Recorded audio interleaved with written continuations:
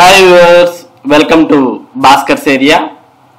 ఆంధ్రప్రదేశ్ రాష్ట్రంలో mega DSC notification ఈ మార్చిలో వస్తుంది అని నిరుద్యోగులు చాలా కాలంగా ఎదురు చూస్తూ ఉన్నారు. మరి ప్రస్తుతం ఉన్నటువంటి కూటమి ప్రభుత్వం కూడా మార్చిలో డిఎస్సి నోటిఫికేషన్ విడుదల చేస్తాం అంటూ మొదటి నుంచి ప్రకటించింది. మరి మార్చి నెలలో మొదటి వారం అయిపోయింది, రెండో వారం కూడా అయిపోయింది, ఇక మూడో వారంలోకి కూడా మనం వచ్చేసాం. ఇక మిగిలింది 3-4 వారాలు మాత్రమే.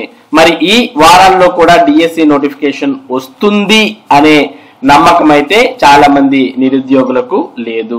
ఎందుకంటే మొన్ననే మరి ఆంధ్రప్రదేశ్ విద్యాశాఖ మంత్రి అసెంబ్లీలో మాట్లాడుతూ ఉపాధ్యాయ పోస్టులను ఈ ఏడాదిలోనే ఖచ్చితంగా భర్తీ చేస్తాం అంటూ స్వరం మార్చడమే ఇక్కడ ముఖ్యమైనటువంటి కారణం.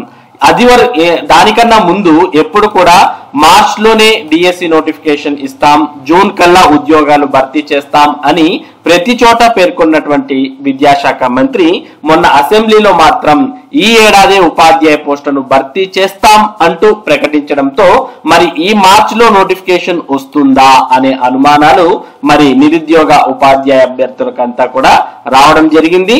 దీంతో మరి నోటిఫికేషన్ అసలు ఈ మార్చిలో వస్తుందా అనే అనుమానాలు అయితే అందరికీ బలపడుతూ ఉన్నాయి. దీనికి సంబంధించి ఈ రోజు వచ్చినటువంటి పత్రికా ప్రకటనను కూడా మనం గమనిస్తే ఇదే నిజమని మనకు అర్థమవుతుంది.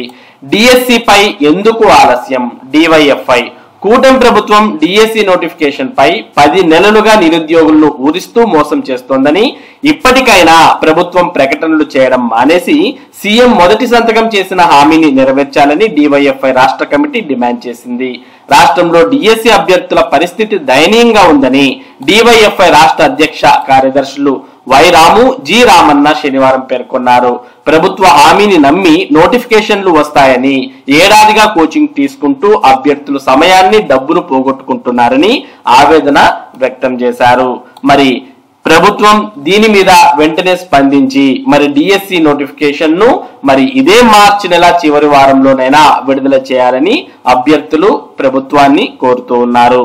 మరి ప్రభుత్వం దాంతో పాటు మరి క్లారిటీ అనేది కూడా ఇవ్వాలి. మొన్న విద్యాశాఖ మంత్రి ఈ ఏడాదిలోనే భర్తీ చేస్తాం అని అన్నారు.